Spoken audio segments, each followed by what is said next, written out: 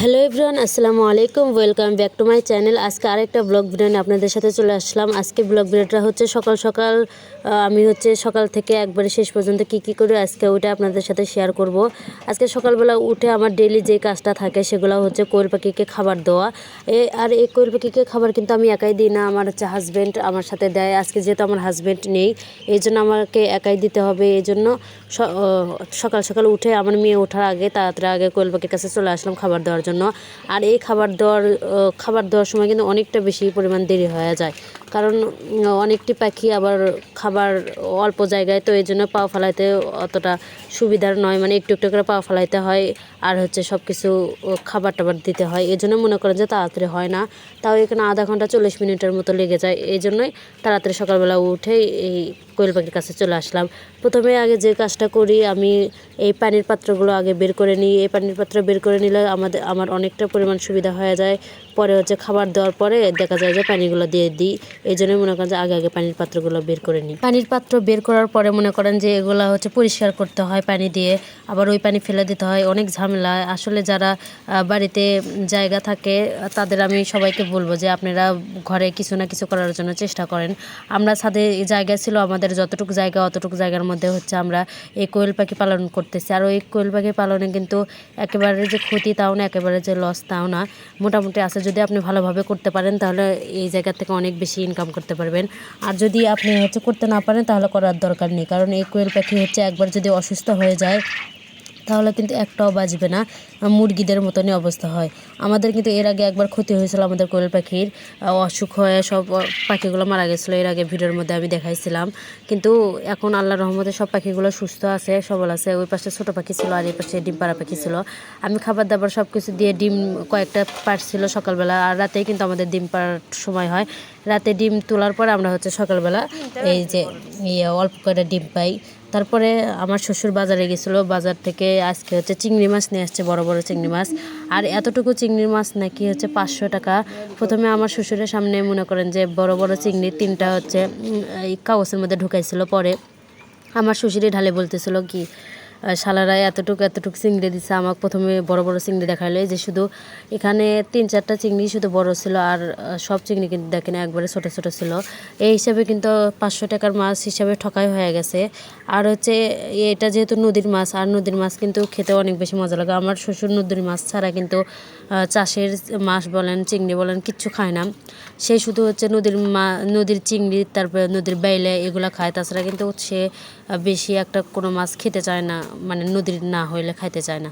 আর যাই হোক, আজকে এই চিংড়ি মাছ আমার শ্বশুরকে রান্না করে দেবো। এখানে শুধু কয়টা, 1টা 2টা 3টা 4টা 5টা 6টা, আর 6টা 2টা 3টা বড় বড় একদম ছিল, আর সবগুলো মাঝামাঝি অবস্থায় ছিল। তারপরে আরও নিয়ে এসেছিলো, এই যে এটা আমরা বাটা মাছ বলি, আমি বাটা মাছ খাইতে চাইছিলাম শাক দিয়ে। আমাদের ওইদিকে কিন্তু লাউ শাক দিয়ে কিংবা যে কোনো শাক দিয়ে, তারপরে চটচটি এগুলোর মধ্যে বাটা মাছ সবাই খায়। আমিও আমার শ্বশুরকে বলছিলাম বাটা মাছ আনার জন্য, তাই আমার শ্বশুর নদীরই বাটা মাছ নিয়ে আসছে। আর এই বাটা মাছটা অনেক বেশি মানে ফ্রেশ ছিল, দেখে বুঝতে পারতেছেন ক্যামেরার মধ্যে। আর এই বাটা মাছের দাম অনেকটা পরিমাণ বেশি নিছে। এই এতটুকু বাটা মাছ নিছে 150 টাকা নিছে। আর এমনি চাষের হইলে কিন্তু 1 কেজি পরিমাণ 150 টাকা দিয়ে পাওয়া যায়। এরপরে চিংড়ি মাছ দিয়ে খাওয়ার জন্য নিয়ে আসছিল। এটা আমরা দুম্বা বলি, মানে সিরাজগঞ্জের মানুষ এটাকে দুম্বা বলে, আর আমরা বগুড়ার মানুষ এটাকে কদর বলি। যাই হোক, কদরগুলো অনেক ছিল, মানে ফ্রেশ ছিল, একবার মনে হলো টাটকা ফ্রেশ। মানে সকালবেলায় আনা হয়েছে, আর আমার শ্বশুর যা নিয়ে আসছিল। আর সাথে এখানে কাঁচামরিচ নিয়ে আসছিলো, রসুন নিয়ে আসছিলো, তারপরে পাটের শাক নিয়ে আসছিল। যা যা দরকার, যেহেতু আমার শাশুড়ি থাকবে না, ঢাকায় চলে যাবে, এই জন্য মনে করেন যে 2-3 দিনের বাজার নিয়ে রেখে দিল। কারণ আব্বু বেশি একটা বাজার করে না, আমার শাশুড়ি সবসময় বাজার সাজার করে। আমার শ্বশুর শুধু মাসে এই যে এরকমভাবে 2-1বার বাজার করে, তাছাড়া কিন্তু সে বাজার করে না। যাই হোক, আমি এর মধ্যে মাছ, তারপরে চিংড়ি মাছ এগুলো সব কেটে নিচ্ছি। আর এগুলো মাছ কাটতে কিন্তু বেশি একটা সময় লাগেনি আমার, ছোটো মাছ হলে আরও অনেক বেশি সময় লাগতো। এগুলো যেহেতু বড় মাছ, আমি বাবুকে নিয়ে ভালো করে কাটতে পারছি। এরপরে মনে করেন যে এই মাছ আমার শ্বশুরকে চিংড়ি মাছ দিয়ে রান্না করে, এই চিংড়ি মাছ আমার শ্বশুরকে শাক দিয়ে রান্না করে দিবে আমার শাশুড়ি। আর এইদিকে দেখেন আমার মেয়েটা এত কাজ করতেছে, আমাকে কাজ করার সময় দিতেছে না। আমাকে টাইমই দিতেছে না। এখানে আম্মু সেঞ্চি শাক নিয়ে চলো, সেঞ্চি শাকের মধ্যে এত পরিমাণ ঘাস ছিল, ওগুলো ঘাস বাঁচতে গিয়ে মনে করেন যে আমার অবস্থা টাইট হয়ে গেছে, কারণ এগুলো বাঁচতে এত বেশি টাইম লাগছে। পরে রান্না বান্না করতে আমার অনেক দেরি হয়ে গেছে, যেহেতু আমার শাশুড়ি আমার ননদকে নিয়ে হাসপাতালে গেছিলো, আমি বাবুকে নিয়ে একা একা এগুলো করতেছিলাম। তার মধ্যে আমার বাবুটা দেখেন কী অবস্থা শুরু করে দিচ্ছে, শাকগুলো সব এলোমেলো করে পুরা ঘর বিছায় ঠিক করে দিচ্ছে। এরকম কি এক পিস কারো ঘরে আছে নাকি অবশ্যই কমেন্ট করে জানাবেন। আমি ওর কাহিনী দেখে হাসতেও ছিলাম, আবার আমার বিরক্তও লাগতেছিল, কারণ একা একা কয়েকটা পরিমাণ অনেকটি রান্না করা লাগবে, এই জন্য মনে করেন যে বেশি খারাপ লাগতেছিল। যাই হোক, শাক বাসা শেষে আমি রান্নাবান্না করে ফেলছিলাম কয়েকটা। আর তার মধ্যে দেখি যে আমার শাশুড়ি জানে না তো আব্বু মাছ নিয়ে আসে, দেখি যে পরে দেখি যে আমার শাশুড়ি এই মাছগুলো নিয়ে আসে। এটাও কিন্তু বাটা মাছ, আমার ভালোই লাগলো, কারণ আমার বাটা মাছ অনেক বেশি পছন্দ। আমার শাশুড়ি নিয়ে আসছে, আমার শ্বশুরও নিয়ে আসছে। আমার শাশুড়ি জানতো না যে আব্বু হচ্ছে বাজারে গেছিলো। পরে হচ্ছে আমার শাশুড়ি এখানে 1 কেজি নিয়ে আসছে মাত্র 150 টাকা দেয়, মানে আব্বু হাফ কেজি নিয়ে আসছে 150 টাকা দেয়, আর আম্মু 1 কেজি নিয়ে আসছে 150 টাকা দেয়। তাহলে এখানে মনে করেন যে নদীর যেহেতু ওগুলো ছিল, আব্বুরটা ওজন দাম বেশি ছিল, আর আম্মুর যেহেতু চাষেরটা এই জন্য দাম কম। যাই হোক, এখন সব মাছ কেটে কুটে আমি হচ্ছে রান্না বসাই দিয়েছি। এখানে আজকের মাছটা অন্যভাবে রান্না করার চেষ্টা করলাম। আমার শাশুড়ি যেভাবে প্রত্যেকবারই মাছ রান্না করে ওইভাবে একটু ট্রাই করতেছিলাম যে কেমন হয়। আজকে হচ্ছে এই মাছগুলো আমি বাটা মাছ একটু ছোটো ছোটো করে কাটছি যাতে লবণ ঝাল ঢুকতে পারে। আর এগুলো কিন্তু আজকে আমি লাউ শাক দিয়ে রান্না করবো। আম্মু হচ্ছে কালকে গ্রাম থেকে লাউ শাক নিয়ে এসেছিলো, আর গ্রামের লাউ শাকগুলো দেখা যায় যে সার সারা হয়, মানে খেতে অনেক বেশি মজা হয়। আমি কিন্তু প্রত্যেকবারই যখন গ্রাম থেকে লাউ শাক নিয়ে আসে আমি হচ্ছে প্রত্যেকবারই খাই, কারণ অনেক মানে একবারে লাউ শাকের যে আসল ফ্লেভারটা ওইটা হচ্ছে পাওয়া যায়। শহরে যেহেতু সার সার দিয়ে তো মানে শাক ইয়ে হয়, অতটা ফ্লেভার পাওয়া যায় না, বেশি একটা মজা লাগে না। আর বেশিরভাগ দেখা যায় যে আম্মু আমার জন্যই গ্রাম থেকে বেশি এই যে লাউ শাকগুলো নিয়ে আসে, একবারে ফ্রেশ লাউ শাক। যাই হোক, ওই লাউ শাক দিয়ে আজকে এই মাছগুলো আমি রান্না করব আমার শাশুড়ি যেভাবে রান্না করে। প্রথমে মাছগুলো ভালো করে হচ্ছে একটু কষিয়ে নিয়েছিলাম, মানে হাতে মেখে কষিয়ে নিয়েছিলাম। কষিয়ে নেওয়ার পরে ওই মাছগুলো কিছুক্ষণ জাল করে আমি একটা একটা করে সব তুলে রাখছিলাম। তুলে রেখে এখন ধুয়ে রাখছিলাম লাউ শাক আগের থেকে। এই লাউ শাকগুলো আমি দিয়ে দিচ্ছিলাম, যেহেতু আমি একা খাবো, মনে করেন যে আমি এই লাউ শাক আমার একাই খাইতে হবে, এই জন্য আমি বেশি করে রান্না করতেছিলাম যাতে আমি বেশি বেশি করে খেয়ে তাড়াতাড়ি ফুরাইতে পারি। কারণ এই শাক দেখা গেছে যে কেউ খাবে না আমি ছাড়া, আর যেহেতু আমি একাই খাবো এই জন্য আমার যতটুকু দরকার আমি অতটুকুই নিছি।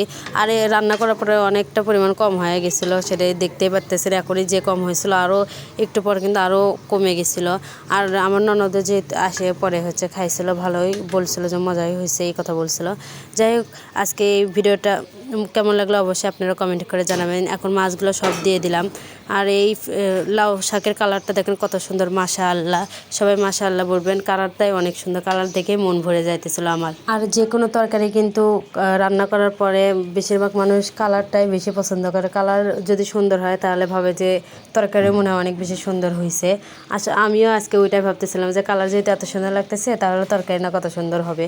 আর যাই হোক, আমার তরকারিটা এই যে হয়ে গেছে। এখন মাছগুলো দিয়ে আমি কিছুক্ষণ জাল করে নিছি হালকা আছে। প্রথমে হিটে দিছিলাম, তারপরে আস্তে আস্তে, যেহেতু আমাদের গ্যাসের চুলা বেশিক্ষণ লাগবে না হইতে, এই জন্য আস্তে আস্তে দিছিলাম। যেহেতু চুলা ফাঁকাই ছিল এই জন্য আমি আস্তে আস্তে রান্না করে নিতেছিলাম। এদিকে আমি একটু ঝোল ঝোল রাখবো, ঝোল ঝোল রাখলে খাইতে অনেক ভালো লাগবে। আর শুকনা শুকনা খাইতে কিন্তু একদমই ভালো লাগবে না। এরপরে হচ্ছে আমার হাজব্যান্ডের জন্য আমি ছোটো মাছ চটচটি করে নিলাম, তার জন্য কোনো তরকারি রান্না করা হয়েছিল না। এখানে ছোটো মাছ আলু দিয়ে আমি চটচটি করে রাখছিলাম যাতে সকালে আর রাতে খাইতে পারে, এই জন্য এই ছোটো মাছটা রান্না করা। সে কিন্তু রাতে আর সকালবেলা খাবে এই তরকারিটা। আর বিকালবেলা ছাদে আসে দেখি 2টা ঘুঘু পাখি আমাদের চালের উপর দিয়ে ঘুরতেছিল। আর আমাদের এখানে যেহেতু খামার আছে, পাখিরা সবসময় আমাদের ছাদে আসে, ঘোরাফেরা করে। ঘুঘু পাখি আসে, অনেক রকমের পাখি আসে। আর এই 2টা পাখি দেখি যে একসাথে আসতেছে। এটা এখানে একটা ছেলে আছে, একটা মেয়ে আছে। ওই যে ও সামনে যেটা দেখতেছেন ওইটা হচ্ছে মেয়ে, আর এই যে ছেলেটা হচ্ছে এই দিক দিয়ে ঘুরতেছে। এরা কিন্তু সবসময় জোড়া বাঁধেই থাকে।